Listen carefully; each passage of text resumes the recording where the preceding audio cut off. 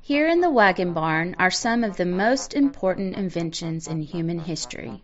Sure, you can see examples here of the wheel or the automobile, but the inventions I'm talking about are the domestic appliances that allowed for increased leisure time and redefined gender roles in society to a degree as never seen before in human history. The evolution of the washing machine, as demonstrated in this barn, is a representative example of this changing domestic life. For many centuries, sailors used to place their clothing in a cloth bag, tie the bag to a rope, and throw it overboard, letting the ship drag it for hours. The principle was simple: force water through the clothes to remove the dirt. But in the household before running water and electricity, washing clothes took a staggering amount of labor. To wash, boil, and rinse a single load of clothes could take 50 gallons of water, which had to be hand-carried from a pump or well.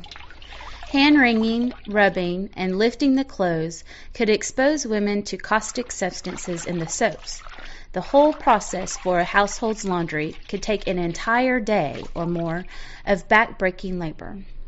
In 1846, a patented washing machine imitated the human hand moving cloth over a washboard by using a lever to rub the clothes between two ribbed surfaces. This machine was sold in the U.S. as late as 1927. The first electric clothes washers, in which a motor rotated the tub, were introduced into America about 1900.